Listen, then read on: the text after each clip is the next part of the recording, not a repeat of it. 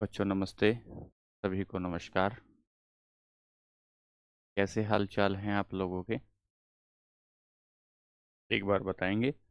आवाज़ आप लोगों तक ठीक आ रही है? क्या स्थिति है आवाज़ की, एक बार बताएंगे? पुष्पेंद्र राम राम जी। AK रा गुड आफ्टरनून। राधे राधे शेर सिंह।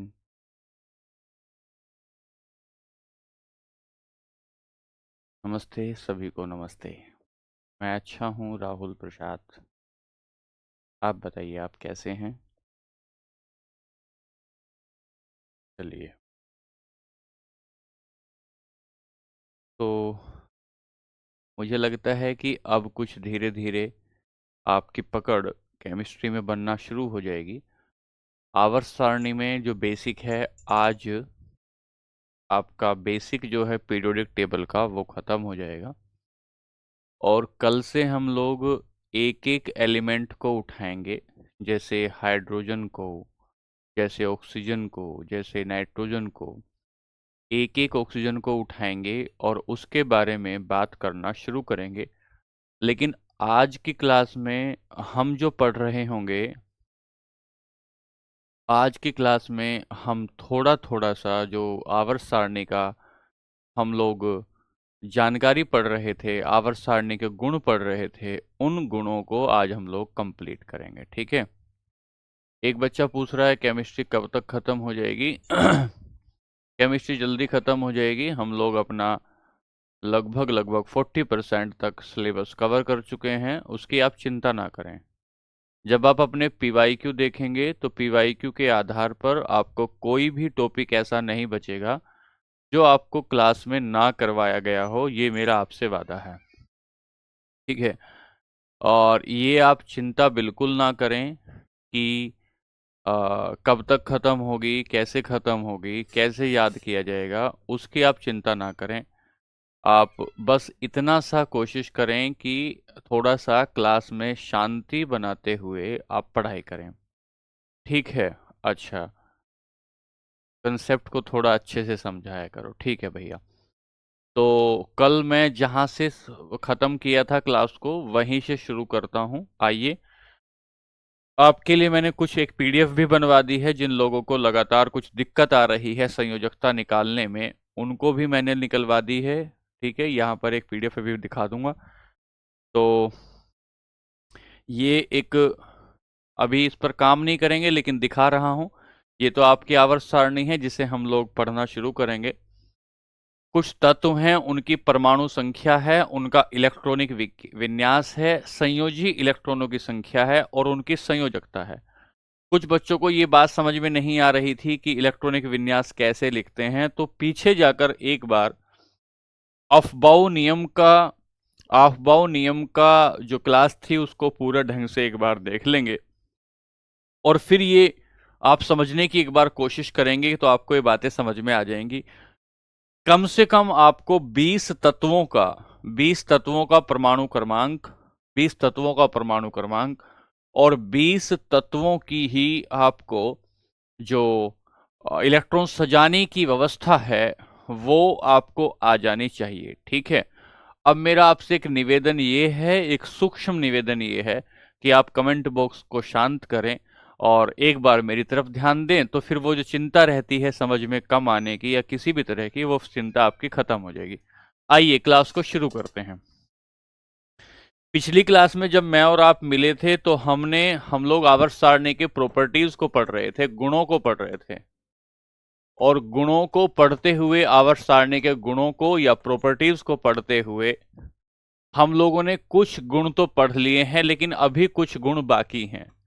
जैसे हमने संयोजकता वाले गुण को पढ़ लिया है और ये बताया है कि किसी भी समूह में, किसी भी ग्रुप में ऊपर से नीचे जाते हुए, किसी भी ग्रुप में ऊपर से नीचे जाते हुए संयोजकता समान रहती है और किसी आवर्त में बाएं से दाएं जाते हुए संयोजक इलेक्ट्रॉनों की संख्या पहले बढ़ती है, फिर घटती है और फिर अल्टीमेटली जाकर शून्य हो जाती है। ये बात हमने पिछली क्लास में आपको बताई। जो बच्चे समझ रहे हैं कि उनको संयोजकता समझ में आ गई है, वो ये जरूर ध्यान दें कि समूह में संयोजकता का क्या हाल है, ग्रुप में संयोजकता की क्या स्थिति होती है, क्या उनको पता है, और आवर्त में पीरियड में संयोजकता की क्या स्थिति होती है, क्या उनको पता है। अगर ये दोनों बातें पता है तो परीक्षा में आने वाले सवालों को आप बेहतर तरीके से समझ पाएंगे। जब संयोजकता से आगे बढ़े, आप संयोजकता से आगे बढ़े तो आपने पढ़ा परमाणु त्रिज्या को, परमाणु की त्रिज्या को, और परमाणु त्रिज्या को आप पढ़ने में ये समझे एटम की रेडियस को समझा। और आपने कहा कि सर जब हम किसी समूह में ऊपर से नीचे जाते हैं तो परमाणु की त्रिज्या बढ़ जाती है। उसका कारण ये होता है कि परमाणु की त्रिज्या दो बातों पर निर्भर करती है। पहली बात कि भाई किसी भी परमाणु के जो कक्षाएं हैं, कितनी कक्षाएं हैं, सेलों की संख्या कितनी है, सेलों की संख्या, कक्षाओं की संख्या के आधार पर भी हम परमाणु की त्रिज्या का निर्धारण करते हैं। परमाणु की त्रिज्या होती क्या है? किसी परमाणु के केंद्र से लेकर उसके बाहर वाली कक्षा के इलेक्ट्रॉनों तक की जो दूरी होती है उसे परमाणु की त्रिज्या कहते हैं। अगर किसी परमाणु में परमाणु की नाभिक और से जो सेलों की संख्या है, किसी परमाणु में सेलों की जो संख्या है, अगर सेलों की संख्या बढ़ती जाती है तो उसकी परमाणु की त्रिज्या बढ़ती जाती है। फिर आपको यह समझाया था कि आवर्त में हम बाएं से दाएं जाते हैं, आवर्त में बाएं से दाएं जाते हैं तो उसकी जो सेलों की संख्या है, परमाणु की सेलों की संख्या नहीं बढ़ती है, लेकिन बाहरी सेल में इलेक्ट्रॉनों की संख्या बढ़ती जाती है। तो नाभिकीय आवेश के बढ़ जाने से किसी आवर्त सारणी में बाएं से दाएं जाने पर इलेक्ट्रॉनों की संख्या बढ़ जाने पर जो परमाणु की त्रिज्या है वो घट जाती है। यह बात भी कल मैंने आपको बता दी थी। परमाणु की त्रिज्या से आगे बढ़े थे तो आपने कहा था सर धात्विक गुण की बात आई थी, जो मेटेलिक प्रॉपर्टी होते हैं, धात्विक गुण होते हैं, उनकी बात आई थी। और जाते जाते हम लोग इसको कवर कर रहे थे। आज की क्लास में हम थोड़ा सा धात्विक गुण को देखेंगे। धात्विक गुण के बाद ऋण विद्युतीय गुण, ऋण विद्युत तत्व और धन विद्युत तत्व के बारे में देखेंगे। और यहां से आगे जब हम पढ़ेंगे तो हम देखेंगे आयनन विभव। तो आइए शुरू करते हैं, हम लोग धात्विक गुण की बात करते हैं, ठीक है। अच्छा, तो आज हम क्लास में एक तो ये देखेंगे, दूसरा देखेंगे, अभी मैं अंग्रेजी में लिखूंगा पढ़ाते हुए, ऋण विद्युत, या ऐसे लिखें इसे, विद्युत धनात्मक लिख सकते हैं, विद्युत धनात्मक या विद्युत ऋणात्मक गुण। आज की क्लास का बता रहा हूं अभी मैं, इलेक्ट्रो पॉजिटिव या इलेक्ट्रो नेगेटिव प्रॉपर्टी।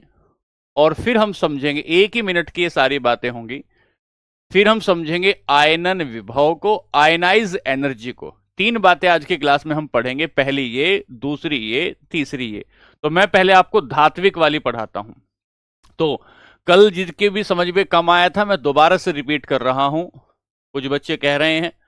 तो हम लिखेंगे धात्विक एवं अधात्विक गुण, धात्विक एवं अधात्विक गुण, metallic and non metallic property.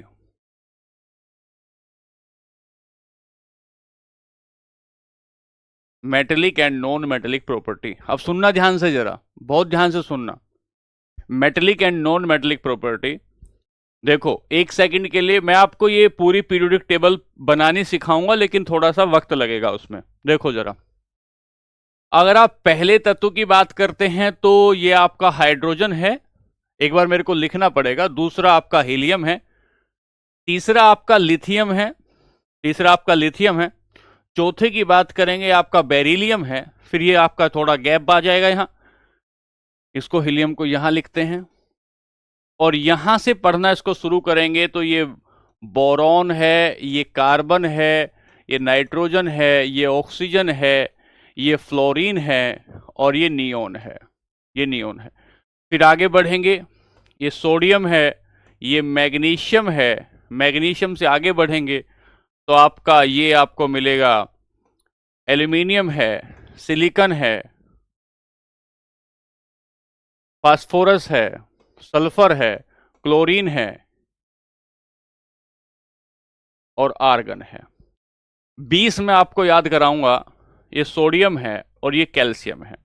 20 में आपको याद कराऊंगा, यहां पर आपको 1 लिखें, यहां 2 लिख देंगे परमाणु क्रमांक, 3 परमाणु क्रमांक, 4, 5, 6, 7, 8, 9, 10, 11, 12, 13, 14, 15, 16, 17, 18, 19 और 20। ये आपने परमाणु क्रमांक लिख दिए। अब मैं आपको क्या बता रहा हूं, अब मैं आपको क्या बता रहा हूं कि जब आप किसी आवर्त सारणी में, जब आप किसी आवर्त सारणी में ऊपर से नीचे जाते हैं, ये समूह होगा ना, ऊपर से नीचे जाएंगे तो ये समूह होगा। किसी आवर्त सारणी में जब आप ऊपर से नीचे जाते हैं तो धात्विक और अधात्विक गुण पर क्या प्रभाव पड़ता है। और जब आप किसी आवर्त सारणी में, जब आप किसी आवर्त सारणी में बाएं से दाएं जाते हैं तो क्या प्रभाव पड़ता है, ये हम लोग देख रहे होंगे। एक तो मैंने ये बनाया, 20 का मैं बना के दिखा रहा हूं आपको, और फिर हम लोग आगे भी बनाएंगे, लेकिन पहले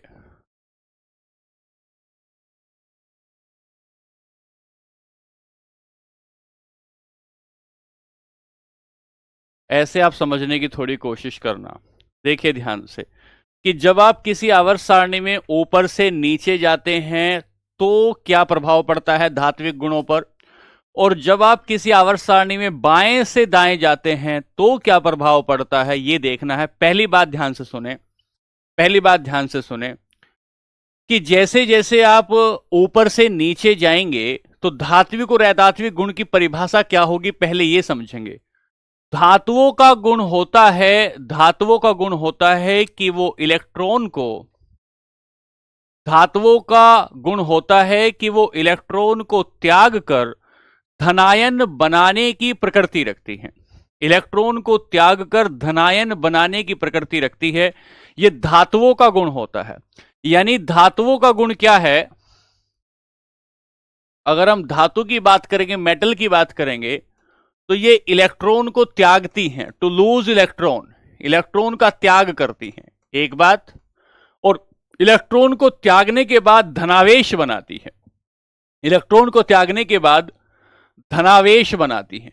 ये तो बात हो गई धातुओं के गुणों के बारे में, ठीक है सर, ये बात तो धातु की बात है। अगर हम अधातु की बात करेंगे, अधातु का, नॉन मेटल का गुण होता है कि ये इलेक्ट्रॉन को ग्रहण करती हैं, इलेक्ट्रॉन को ग्रहण करेंगी और इलेक्ट्रॉन को ग्रहण करने के बाद ऋणावेश बनाती है। यह बात आप एक सेकंड के लिए समझें, इलेक्ट्रॉन को ग्रहण करने के बाद ऋणावेश बनाती हैं अधातु, नॉन मेटल, और धातु इलेक्ट्रॉन को त्याग करने के बाद धनावेश बनाती हैं। अब मुझे यह बताइए कि अगर आप इसके इलेक्ट्रॉन देखेंगे तो यहां इसकी संयोजकता 1 है, इसकी 2 है, इसकी 3 है, इसकी 4 है, इसकी 4 है, इसकी 5 है, 6 है, 7 है, इसकी 0 है। तो कौन से को मैं लिख देता हूं एक बार ताकि आपको समझने में थोड़ी बेहतरी हो जाए। देखिए ध्यान से, अगर आपकी संयोजकता देखेंगे, इसकी 1 है, इसकी 2 है, इसकी 3, इसकी 4, इसकी 5, इसकी 6, इसकी 7 और ये 8 संयोजकता इसकी 0 हो जाती है। इसके बाहरी कोष में कितने इलेक्ट्रॉन, हाँ 8 है, इसके बाहरी कोष में 7 है, इसके बाहरी कोष में 6, ऐसे करके लिखा। अब बताइए, एक इलेक्ट्रॉन को त्यागना आसान है या 8 इलेक्ट्रॉन को त्यागना आसान है?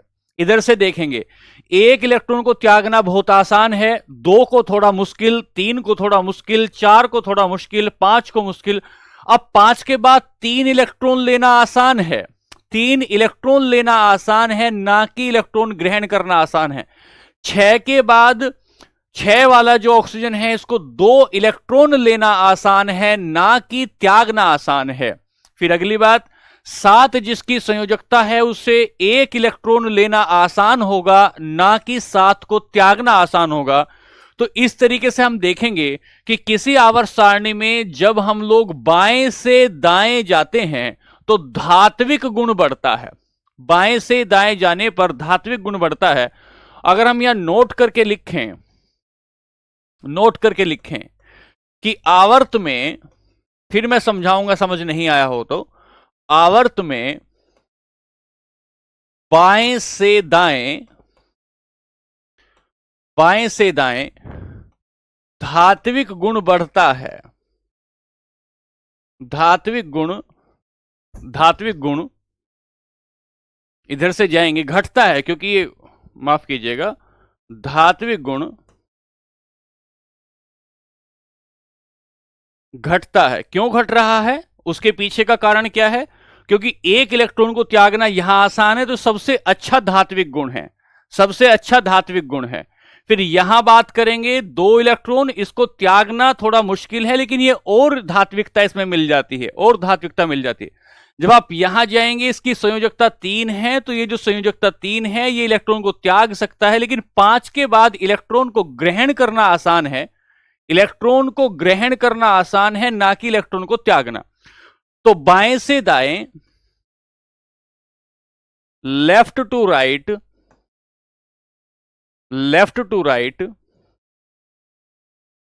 Metallic property decreases. अच्छा, एक बात ये देखें, हमने कल की क्लास में यह भी बताया था कि अगर बाहरी कक्षा में 4 इलेक्ट्रॉन है तो संयोजकता 4 सेम होती है। अगर बाहरी कक्षा में इलेक्ट्रॉनों की संख्या 1 2 3 4 है तो संयोजकता भी 1 2 3 4 ही होगी। लेकिन अगर बाहरी कक्षा में इलेक्ट्रॉन 5 से ज्यादा आते हैं तो इसे हम 8 में से घटाने के बाद संयोजकता लिखते हैं। तो संयोजकता की बात अगर इनकी आएगी तो 3 है, इधर 2 हैं, इधर 1 है, इधर 0 है। लेकिन मैं लिख रहा हूं कि बाहरी कक्षा में कितने इलेक्ट्रॉन हैं, तो आपने कहा कि आवर्त सारणी में बाएं से दाएं जाने पर धात्विक गुण घट रहा है। और धात्विक गुण किस बात से तय हो रहा है? कि वो इलेक्ट्रॉनों को त्यागने का गुण रखता है। धातु इलेक्ट्रॉनों को त्यागने का गुण रखता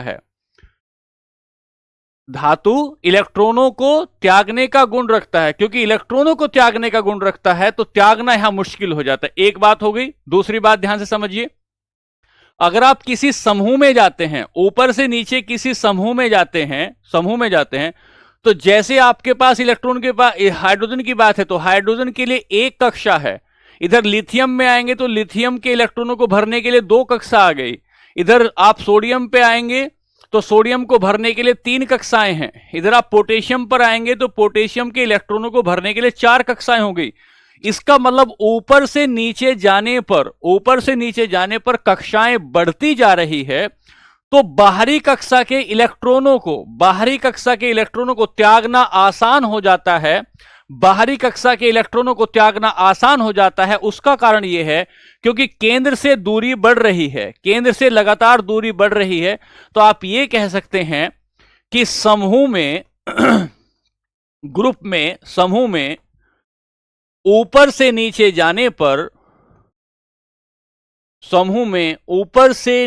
जाने पर धात्विक गुण बढ़ता है।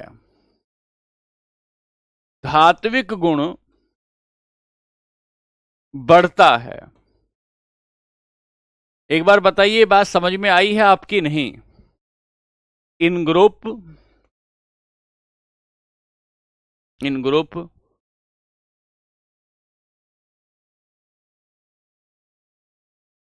या सीधा लिखें,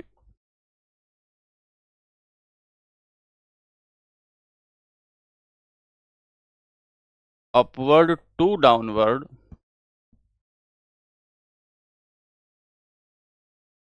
मेटेलिक प्रॉपर्टी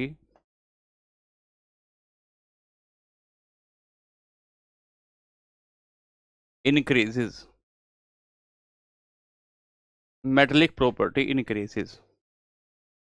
आ गई है? बहुत बढ़िया, थैंक यू। तो हमने धात्विक गुण की बात की। अब मुझे इसका उल्टा हमें अधात्विकता को लेना है। जब आप अधात्विकता को देखेंगे तो अधातु का गुण क्या है? अधातु का गुण है इलेक्ट्रॉन ग्रहण करने की प्रकृति।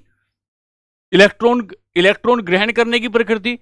तो ये जो इलेक्ट्रॉन ग्रहण करने की प्रकृति होती है, जब इधर से इधर जाएंगे तो 4 के बाद ये जितने भी तत्व होंगे ये इलेक्ट्रॉन को ग्रहण करना ज्यादा आसान समझेंगे, इलेक्ट्रॉन को ग्रहण करना ज्यादा आसान समझेंगे।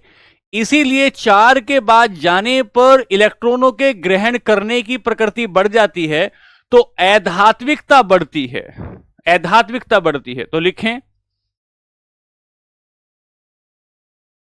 आवर्त में बाएं से दाएं, बाएं से दाएं अधात्विकता बढ़ती है, अधात्विकता बढ़ती है। In a period left to right, non मेटलिटी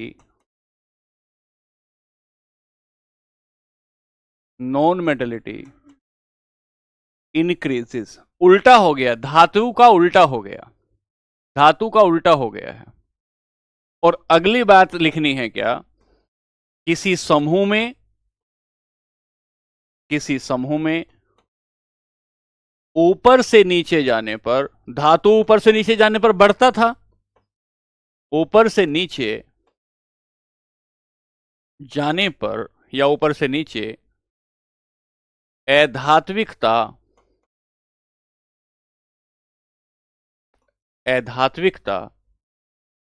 घटती है, अधात्विकता घटती है। ये आपके पेपर में in group upward to downward non metallicity decreases. एक बात हो गई एक बात हो गई, ठीक है जी। चलिए, ये बात आपको बताई, धात्विकता और अधात्विकता। अगला पॉइंट लेते हैं, अगला पॉइंट ले रहे हैं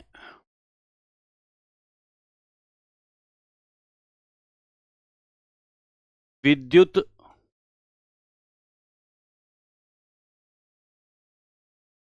धनात्मकता एवं ऋणात्मकता।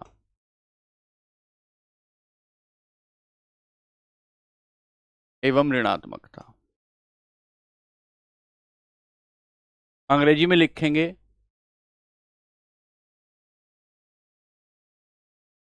Electropositivity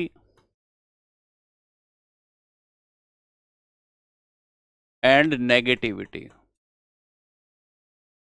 electropositivity and negativity. अगर कुछ बच्चों को कम समझ में आ रहा है तो पीछे से आपको वो जो इलेक्ट्रॉन भरने का तरीका बताया था, जब तक आप उसको नहीं समझोगे तब तक आपको तकलीफ आती रहेगी। विद्युत धनात्मकता और ऋणात्मकता, पहले इस गुण को समझे, फिर आवर्त में और पीरियड में चलेंगे, आवर्त में और ग्रुप में चलेंगे, लेकिन पहले इसको समझो कि ये होता क्या है। विद्युत धनात्मकता का मतलब होता है कि ये गुण धातुओं का होता है। विद्युत धनात्मकता जो गुण है ये गुण धातुओं का होता है। क्यों होता है मेटल्स का ये गुण? क्योंकि धातुओं का गुण ये इस वजह से होता है, धातु इलेक्ट्रॉन का त्याग करती है, धातु इलेक्ट्रॉन का त्याग करती है, लूज करती है इलेक्ट्रॉन को, और इलेक्ट्रॉन को त्याग करके उस पर धनात्मक चार्ज आ जाता है, उस पर धनात्मकता आ जाती है। तो अगर आप किसी ग्रुप में देख रहे थे, किसी समूह में देख रहे थे कि ऊपर से नीचे जाने पर धात्विकता बढ़ती है, ऊपर से नीचे जाने पर अगर धात्विकता बढ़ती है तो इसका मतलब सेम ये होगा, अगर धात्विकता बढ़ती है ऊपर से नीचे जाने पर, मेटलिटी बढ़ती है, तो ये सेम मतलब होगा कि विद्युत की धनात्मकता भी बढ़ती है। इसका सेम ये मतलब हो जाएगा कि विद्युत की धनात्मकता भी बढ़ती है, विद्युत धनात्मकता भी बढ़ती है, भी बढ़ती है। बस इसको आपको कैसे ध्यान रखना, अगर आपको धातु वाला गुण पता है, अगर आपको धातु की पता है तो लिखें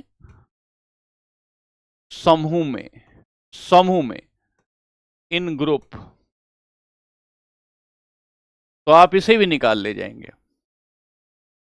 इन ग्रुप समूह में मेटलिटी ऊपर से नीचे बढ़ती है, मेटलिटी बढ़ती है, तो इलेक्ट्रोपॉजिटिविटी, इलेक्ट्रोपॉजिटिविटी भी बढ़ती है, इलेक्ट्रोपॉजिटिविटी भी बढ़ती है। क्योंकि धातुओं का गुण क्या है, धातुओं का गुण क्या है, धातुओं का गुण है धातु इलेक्ट्रॉन को त्याग देती है, इलेक्ट्रॉन पर नेगेटिव चार्ज होता है। अगर धातु ने इलेक्ट्रॉन के नेगेटिव चार्ज को त्याग दिया तो उसके ऊपर चार्ज आ जाएगा पॉजिटिव, उसके ऊपर पॉजिटिव चार्ज आ जाएगा। यानी कि आप ऐसा मान के चलिए, एक मोटा एग्जांपल मैं आपको देता हूं कि मान लेते हैं कि लिथियम के पास परमाणु क्रमांक 3 है। इसको जब आपने भरा, इसको भरा, तो लिथियम की पहली कक्षा में 2 इलेक्ट्रॉन आ गए और लिथियम की अगली कक्षा में 1 इलेक्ट्रॉन आ गए। लेकिन क्योंकि परमाणु क्रमांक 3 है तो प्रोटोनों की संख्या कितनी है, प्रोटोनों की संख्या 3 है, और प्रोटोनों पर चार्ज कैसा होता है, पॉजिटिव चार्ज होता है। अगर लिथियम ने इस 1 इलेक्ट्रॉन को त्याग दिया, 1 इलेक्ट्रॉन को त्याग दिया, तो इसके पास पॉजिटिव चार्ज तो बचा 3 और नेगेटिव चार्ज बचा इसके पास 2। इसीलिए कहते हैं कि इसमें विद्युत धनात्मकता का गुण आ जाता है। इसीलिए कहते हैं कि इस पर जो चार्ज है वो पॉजिटिव या धनात्मक चार्ज आ गया। तो अगर ऊपर से नीचे जाने पर धात्विकता बढ़ती है तो विद्युत धनात्मकता भी बढ़ती है, विद्युत धनात्मकता भी बढ़ती है। बताइए एक बार, क्या ये बात समझ में आई? अब हम लिखते हैं, आवर्त में लिखेंगे इस बात को, विद्युत धनात्मकता हो गई। विद्युत ऋणात्मकता को देखें, अगर ऊपर से नीचे जाएंगे तो विद्युत ऋणात्मकता घटेगी। एंड और विद्युत ऋणात्मकता, अगर बात समझ में आई है तो एक बार बताएं भैया। विद्युत ऋणात्मकता घटती है,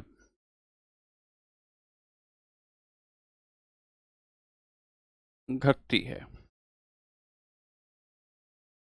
इलेक्ट्रोनेगेटिविटी डिक्रीजेस।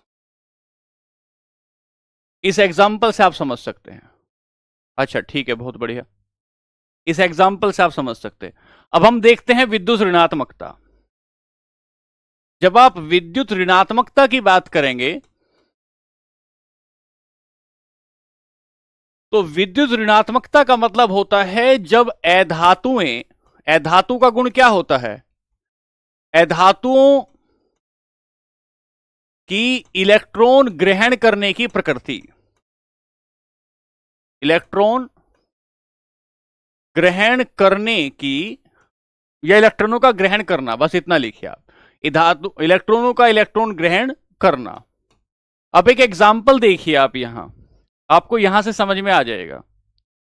मान लेते हैं कि आपके पास नाइट्रोजन है, नाइट्रोजन है और नाइट्रोजन का परमाणु क्रमांक कितना है, 7 है।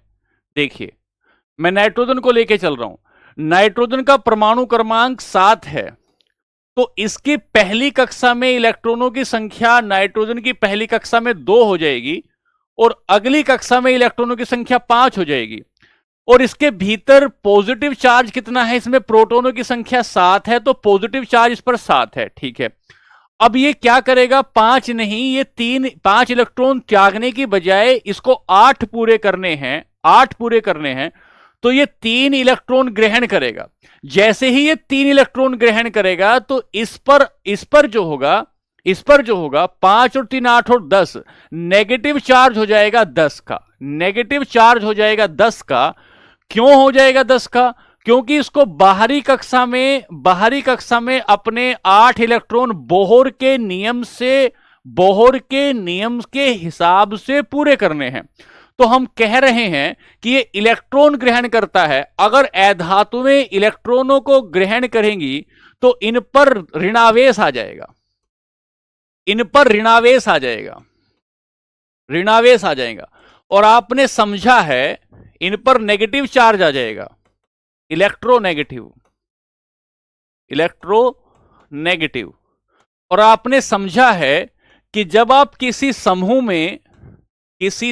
में ऊपर से नीचे जाते हैं, जब आप किसी समूह में ऊपर से नीचे जाते हैं, ग्रुप में अपवर्ड टू डाउनवर्ड जाते, लिखते रहिए, मैं यहां लिख नहीं रहा हूं अंग्रेजी में, किसी ग्रुप में अपवर्ड टू डाउनवर्ड जाते हैं तो अधात्विकता घटती है, नॉन मेटलिटी घटती है, अधात्विकता घटती है, तो साथ साथ विद्युत ऋणात्मकता भी घटती है। विद्युत ऋणात्मकता इलेक्ट्रोनेगेटिविटी भी कम होती है, इलेक्ट्रोनेगेटिविटी भी कम होती है।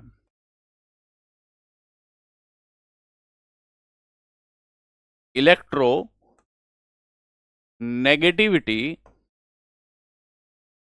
डिक्रीजेस, इलेक्ट्रोनेगेटिविटी भी घटती है। भाई बात समझ में आ रही है कि नहीं? हाँ 3 होगा भाई, 3 इस आधार पे होगा ना, इसके 5 और 2 7 इलेक्ट्रॉन है, तो इसके बाहरी कक्षा में इसको 3 चाहिए, इसकी संयोजकता 3 है, तो ग्रहण कितने करेगा? ग्रहण करेगा या 3 इलेक्ट्रॉन, ग्रहण करेगा 3 इलेक्ट्रॉन। इसीलिए इसके ऊपर कैसा आ जाएगा? नेगेटिव चार्ज आ जाएगा, नेगेटिव चार्ज आ जाएगा।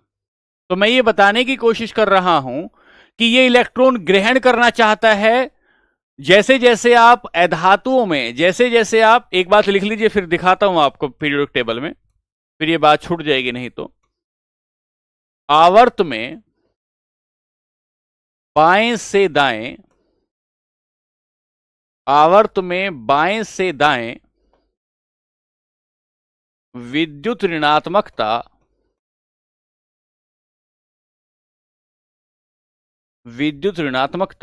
बढ़ती है, क्योंकि इलेक्ट्रॉन ग्रहण करने की प्रकृति बढ़ती है। In period left to right, in period left to right electronegativity increases, increases. देखो इधर, अपने जो बनाया है उसे देखो। जब आप इधर जाएंगे तो इससे इधर जाने पर अधातु का गुण बढ़ रहा है, इससे इधर जाने पर अधातु का गुण बढ़ रहा है, और अधातुओं का गुण होता है, अधातुओं का गुण होता है कि वो इलेक्ट्रॉनों को ग्रहण करती हैं। अगर वो इलेक्ट्रॉनों को ग्रहण करेगी तो उन पर नेगेटिव चार्ज आ जाएगा। अगर उस पर नेगेटिव चार्ज आ जाएगा, अगर उस पर नेगेटिव चार्ज आ जाएगा तो वो विद्युत ऋणात्मक गुण रखेगी, विद्युत ऋणात्मक आवेश रखेगी। अच्छा, अगर आपको अब भी समझने में तकलीफ है तो इस पीरियोडिक टेबल को देखें जरा, यहां देखें। जब आप इसे देख रहे होंगे तो lithium, beryllium, boron, carbon, nitrogen, oxygen, fluorine और नियोन की तरफ जब आप आएंगे, इस तरफ जब आप बढ़ना शुरू करेंगे तो इनके पास, ये जो आपके, इनके पास जब आप जा रहे हैं, ये आपको दिख रही होगी, ये एक ऐसे एक लाइन दिखाई देगी, ये लाइन दिखाई देगी। ये इससे इधर इधर जाएंगे तो ये धातुएं हैं, इससे इधर इधर जाएंगे तो धातुएं हैं, और इस लाइन के इधर आएंगे तो ये अधातुएं हैं, और ये जो बीच में आती हैं ये उपधातुएं हैं। ये जो बीच में दिखाई दे रही हैं ये उपधातुएं हैं। उपधातुओं में धातु और अधातु दोनों का गुण पाया जा रहा है। तो हम ये बता रहे हैं कि किसी भी आवर्त सारणी में बाएं से दाएं जाने पर, क्योंकि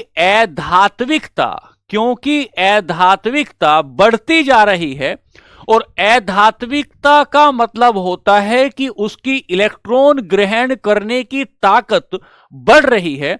अगर इलेक्ट्रॉन पर नेगेटिव चार्ज हो, इलेक्ट्रॉन पर नेगेटिव चार्ज हो, तो किसी भी तत्व की विद्युत ऋणावेश की, किसी भी तत्व की विद्युत ऋणावेश की ताकत बढ़ती जाती है, बढ़ती जाती है। क्या इस बात को लेकर आप समझ में आया? एक बार बताइए, जिन बच्चों को समझ में आया है तो एक बार बताएंगे, एक बार बताइए कि विद्युत ऋणात्मकता, इलेक्ट्रोनेगेटिविटी।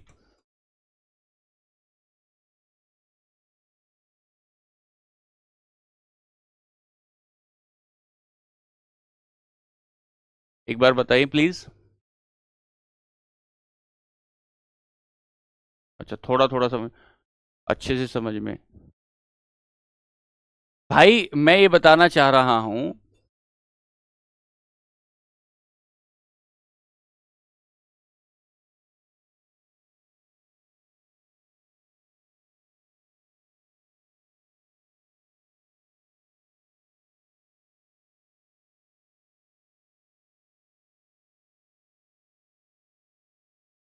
अच्छा ठीक है, बहुत बढ़िया, ठीक है,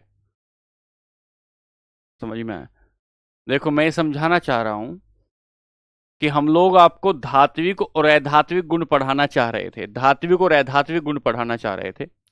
जब आप धात्विक धातु का गुण समझते हैं तो धातु की प्रकृति होती है वो इलेक्ट्रॉन को ग्रहण करती है, माफ कीजिएगा, इलेक्ट्रॉनों को धात्विक धात्विक जो होती है इलेक्ट्रॉनों को त्याग करती हैं, अधात्विक जो होती हैं वो इलेक्ट्रॉनों को ग्रहण करती हैं।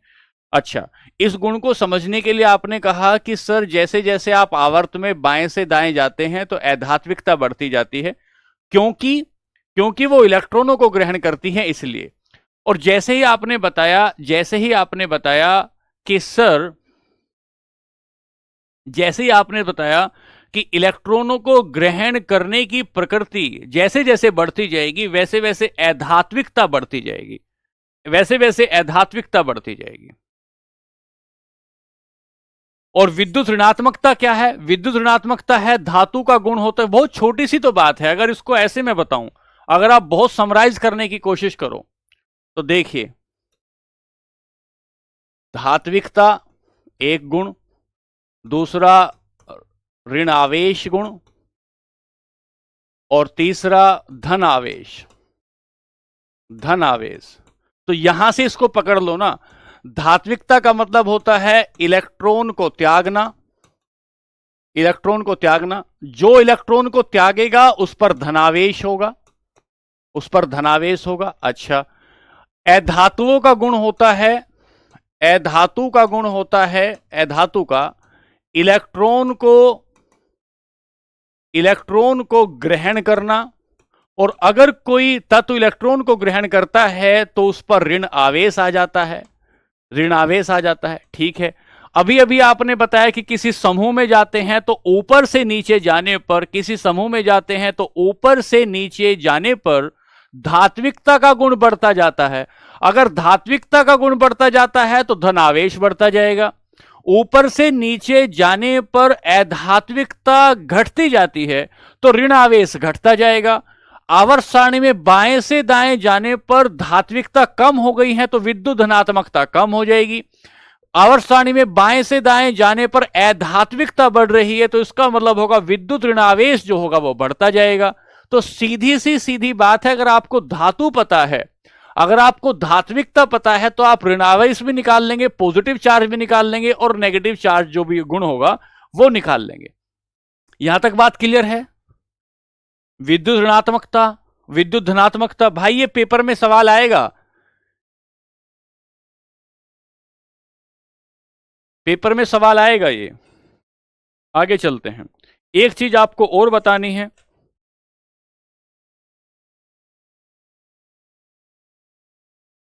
लिखें। अगला गुण ले रहे हैं ऑक्साइडों की प्रकृति, ऑक्साइडों की प्रकृति, नेचर्स ऑफ ऑक्साइड्स।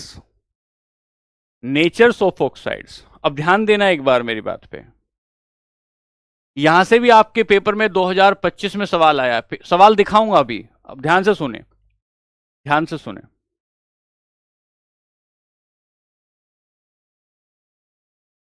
अगर धातु की बात करेंगे, मेटल की बात करेंगे, तो इसके ऑक्साइड देखेंगे। अधातु की बात करेंगे, नॉन मेटल की बात करेंगे, तो इसके ऑक्साइड देखेंगे। अब एक बात पहले रटने की कोशिश करना कि धातुओं के जो ऑक्साइड होते हैं, धातु ऑक्सीजन के साथ अभिक्रिया करके, धातु ऑक्सीजन के साथ अभिक्रिया करके जो बनाती है उसे ऑक्साइड कह रहे हैं। तो धातु के जो ऑक्साइड होते हैं, धातुओं के जो ऑक्साइड होते हैं वो क्षारीय होते हैं, उनका गुण बेस होता है, बेसिस होते हैं, बेसिस प्रॉपर्टी होती है। और अगर हम अधातुओं के ऑक्साइडों की बात करें तो इनकी प्रकृति अम्लीय होती है, एसिडिक होती है, अम्लीय या एसिडिक होती है। धातुओं के ऑक्साइडों की प्रकृति क्षारीय होती है। एक बात ध्यान देंगे, धातुओं के ऑक्साइडों की प्रकृति क्षारीय होती है, अधातुओं के ऑक्साइड्स की प्रकृति अम्लीय होती है। अब ये बताइए मुझे, धातु को देखें, धातु को देखें तो ये बताइए कि समूह में ऊपर से नीचे जाने पर, समूह में ऊपर से नीचे जाने पर, ऊपर से नीचे जाने पर धात्विकता, मेटलिटी बढ़ती है, तो ऑक्साइडों की क्षारीयता भी तो बढ़ती होगी, ऑक्साइड की क्षारीयता भी बढ़ती है, ऑक्साइड की क्षारीयता भी बढ़ती है। मेटेलिटी बढ़ती है तो बेसिडिटी ऑफ ऑक्साइड्स ये भी बढ़ती है, बेसिडिटी ऑफ ऑक्साइड्स ये भी बढ़ती है। यहां देखो एक बार, कुछ बच्चे अच्छा जवाब दे रहे हैं। ये देखिए पीछे कि ऑक्साइडों के प्रति, धातुओं का गुण होता है कि धातु ऑक्सीजन के साथ अभिक्रिया करके क्षारीय गुण बढ़ाती है, और अधातु का गुण होता है कि वो ऑक्सीजन के साथ क्रिया करके अम्लीय गुण बढ़ाता है। तो अगर ऊपर से नीचे धात्विकता बढ़ती है तो इसका मतलब क्षारीयता भी बढ़ती है, क्षारीयता भी बढ़ती है। और अगर हम आवर्त में देखें, पीरियड में, आवर्त में देखें, पीरियड में देखें तो बाएं से दाएं जाने पर, बाएं से दाएं जाने पर, जिन लोगों को मुश्किल लग रहा है ये सब, भाई सवाल तो ऐसे ही आएंगे ग्रुप डी में, लेफ्ट टू राइट, दिमाग पे जोर तो आएगा। बाएं से दाएं जाने पर अम्लीयता, ऑक्साइडों की अम्लीयता बढ़ती है, अम्लीयता बढ़ती है। क्यों? क्योंकि अधात्विकता बढ़ती है, एसिडिटी ऑफ ऑक्साइड्स इंक्रीजेस। ऐसा क्यों हो रहा है? इसके पीछे का कारण क्यों है? क्योंकि अधात्विकता बढ़ती है, अधात्विकता बढ़ती है, नॉन मेटेलिटी बढ़ती है। और नॉन मेटल का गुण है कि, नॉन मेटल का गुण है कि वो अम्लीयता को बढ़ाता है, अम्लता को बढ़ाता है। अब देखो भाई ध्यान से, आओ मैं अब आपको दिखाऊं। ये तो हमारी पीरियोडिक टेबल है, ये मैंने कुछ संयोजकता आपको दिखाई है, आज इसको घर जाके आप देख लेना। ऑक्साइडों की प्रकृति देखते हैं जो मैंने अभी लिखवाया है, ऑक्साइडों की प्रकृति। जब आप ऑक्साइड्स की प्रकृति देखेंगे तो आप देखेंगे किसी पीरियड में जब आप इधर से इधर जाएंगे तो ये क्लोरीन सबसे ज्यादा एसिडिक हो गया, प्रबल एसिड है।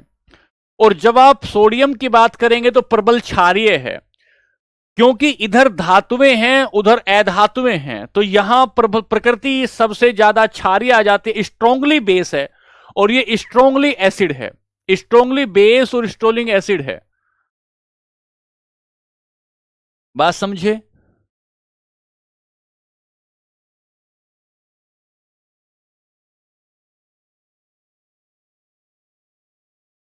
ये देखो, जब आप किसी समूह में ऊपर से नीचे आएंगे, किसी समूह में ऊपर से नीचे आएंगे, समूह में ऊपर से नीचे आने पर धात्विकता बढ़ती है। समूह में ऊपर से नीचे आने पर धात्विकता बढ़ती है। अगर ऊपर से नीचे आने पर धात्विकता बढ़ती है, ऊपर से नीचे आने पर अगर धात्विकता बढ़ती है, तो क्षारीयता भी बढ़ती होगी, क्षारीयता भी बढ़ती होगी। अब कुछ सवाल देख लीजिए, अब कुछ सवाल देख लेते हैं। आइए, निम्नलिखित में से किस तत्व की परमाणु त्रिज्या सबसे बड़ी है? यह एनटीपीसी 2025 में आया हुआ सवाल है। एनटीपीसी 2025 में आया हुआ सवाल है। अगर अच्छी क्वालिटी की पढ़ाई करोगे तो दिमाग पे तो जोर आएगा ही आएगा। ठीक है, निम्नलिखित में से किस तत्व की परमाणु त्रिज्या सबसे बड़ी होती है? तो परमाणु त्रिज्या के बारे में आपने क्या पढ़ रखा है कि परमाणु त्रिज्या समूह में ऊपर से नीचे ऊपर से नीचे बढ़ती है, ऊपर से नीचे बढ़ती है। क्यों बढ़ती है? क्योंकि नंबर ऑफ शेल बढ़ जाते हैं, क्योंकि नंबर ऑफ शेल बढ़ जाते हैं। अच्छा सर, यहां देखते हैं, किसी समूह में चलते हैं। ये are rubidium, potassium, lithium, sodium लिखा है, तो हमने पढ़ रखा है कि हाइड्रोजन है, लिथियम है, सोडियम है, पोटेशियम है, रुबिडियम है, सीजियम है, फ्रांसियम है, ये हमने पढ़ रखा है। अगर आप किसी समूह में ऊपर से नीचे जाते हैं तो धात्विकता बढ़ती है, किसी समूह में ऊपर से नीचे जाते हैं तो धात्विकता बढ़ती है, धात्विकता बढ़ती है। अगर धात्विकता बढ़ रही है तो सबसे नीचे कौन सा आ रहा है? इसमें रुबिडियम आ रहा है, रुबिडियम आ रहा है। रिया यादव का रुबिडियम की होगी, सुमित का जवाब है, प्रियंका का जवाब है रूबी, जगदीश का जवाब है रुबिडियम। भाई जब आप किसी आवर्त सारणी को देखेंगे तो उसमें हाइड्रोजन, लिथियम, पहले आवर्त की बात कर रहा हूं, मतलब पहले समूह की बात कर रहा हूं, पहले समूह की जब आप बात करेंगे तो हलीना की रब से फरियाद, हलीना की रब से फरियाद, hydrogen, lithium, sodium, potassium, rubidium, caesium, francium. तो अगर हम परमाणु की त्रिज्या की बात करेंगे कि परमाणु की त्रिज्या कहां कहां बढ़ रही है, तो देखिए हाइड्रोजन में 1 सेल है, लिथियम में 2 सेल है, सोडियम में 3 सेल है, पोटेशियम में 4 सेल हैं, 4 सेल हैं, रुबिडियम में 5 सेल हैं। जैसे जैसे ऊपर से नीचे की तरफ आ रहे हैं, सेलों की संख्या बढ़ती जा रही है, सेलों की संख्या बढ़ती जा रही है।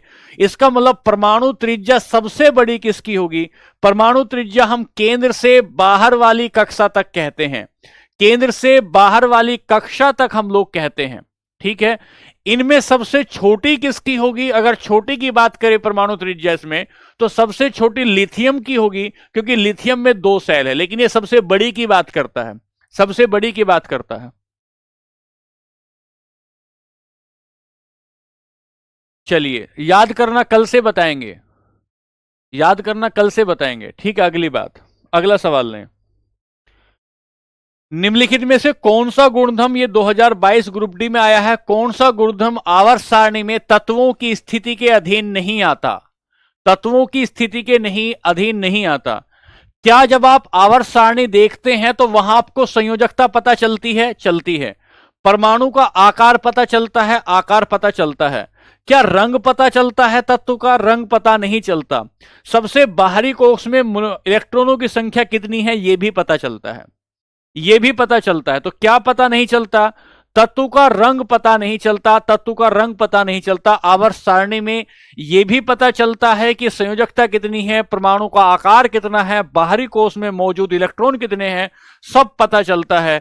क्या पता नहीं चलता? तत्व का रंग पता नहीं चलता है। तीसरा सवाल ग्रुप डी 2022 में आया है। निम्नलिखित में से कौन सा तत्व सबसे ज्यादा विद्युत ऋणात्मक तत्व है? सबसे ज्यादा विद्युत ऋणात्मक तत्व है। जब आप विद्युत ऋणात्मक तत्व को देखोगे तो आपको देखना पड़ेगा कि जब आप किसी आवर्त सारणी में लेफ्ट से राइट जाते हैं, जब आप लेफ्ट से राइट जाते हैं तो विद्युत ऋणात्मकता बढ़ती है, विद्युत ऋणात्मकता बढ़ती है। अगर विद्युत ऋणात्मकता बढ़ती है तो आपको यहां देखना पड़ेगा कि यहां आपका सोडियम है, यहां आपका मैग्नीशियम है, मैग्नीशियम के बाद एल्यूमिनियम है, एल्यूमिनियम सिलिकॉन है, फास्फोरस है, और जो है उसके बाद सल्फर है, उसके बाद क्लोरीन है। तो इधर से इधर जाने पर विद्युत ऋणात्मकता बढ़ती है। तो देखिए सबसे इधर कौन सा है, सबसे इधर आपको क्लोरीन मिलता है, क्योंकि मैग्नीशियम यहां है तो ये विद्युत धनात्मक है, और एल्यूमिनियम की विद्युत ऋणात्मकता क्लोरीन से कम है, सल्फर की क्लोरीन से कम है। सबसे सबसे सबसे ज्यादा किसकी है विद्युत ऋणात्मकता, तो क्लोरीन की सबसे ज्यादा विद्युत ऋणात्मकता है। उसका कारण क्या है, उसका कारण क्या है, जब आप किसी आवर्त सारणी में बाएं से दाएं जाते हैं, जब किसी आवर्त सारणी में बाएं से दाएं जाते हैं तो अधात्विकता बढ़ती है, अधात्विकता बढ़ती है। और अधात्विकता के बढ़ने का मतलब है, अधात्विकता के बढ़ने का मतलब है कि वो विद्युत को ग्रहण, वो इलेक्ट्रॉनों को ग्रहण करता है। अगर कोई तत्व इलेक्ट्रॉनों को ग्रहण करता है, इस बात का मतलब होता है कि उसके पास नेगेटिव आवेश आ जाता है, और अगर नेगेटिव आवेश आ जाता है तो वो विद्युत ऋणात्मक तत्व होता है। इसलिए क्लोरीन की कहानी बन जाएगी। अगला सवाल, निम्नलिखित में से कौन सा तत्व प्रकृति में सबसे ज्यादा धात्विक है? 2022 में आया हुआ सवाल है। अगर इस तरीके से नहीं पढ़ोगे और केवल ऊपर ऊपर ट्रिक से पढ़कर चले गए तो सवाल नहीं होंगे, सवाल नहीं होंगे अगर केवल ट्रिक से पढ़कर जाओगे। कौन सा तत्व प्रकृति में सबसे ज्यादा धात्विक पूछता है, सबसे ज्यादा धात्विक कौन सा है? अच्छा, धात्विकता के बारे में आपको यह पता है कि ऊपर से किसी समूह में ऊपर से नीचे जाने पर, ऊपर से नीचे जाने पर धात्विकता बढ़ती है, धात्विकता बढ़ती जाती है। अब आपको क्या करना है, ये लगाना है आपको, ठीक है।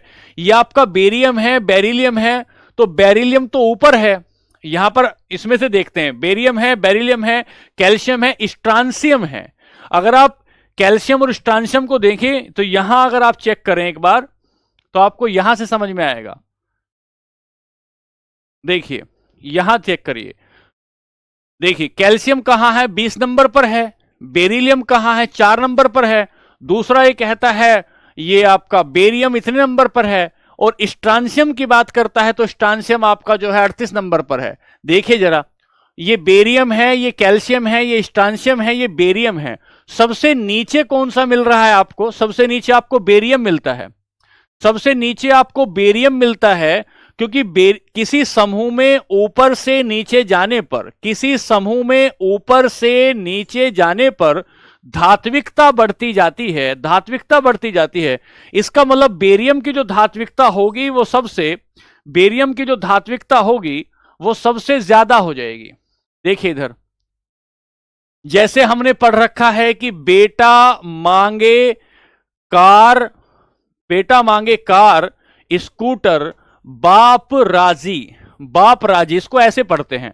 तो ऊपर से नीचे जाइए, जब आप ऊपर से नीचे जाएंगे तो आपको, ऊपर से नीचे जाएंगे तो आपको क्या मिलेगा? ये बेरिलियम है, यहां मिला, उसके बाद कैल्शियम है, ये नहीं हो सकता, उसके बाद स्ट्रांसियम है, ये नहीं हो सकता, तो बचा क्या? बेरियम बचा। बचा क्या? बेरियम बचा, बेरियम बचा। बात क्लियर है?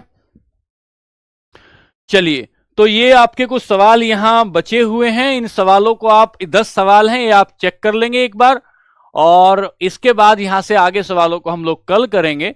और फिर अगला जो भी जितने भी तत्व हमारे बचे हुए हैं उन सब तत्वों के बारे में कल से चर्चा करना शुरू करेंगे। आज के लिए नमस्ते, खुश रहिए, खूब आनंदित रहिए, नमस्कार।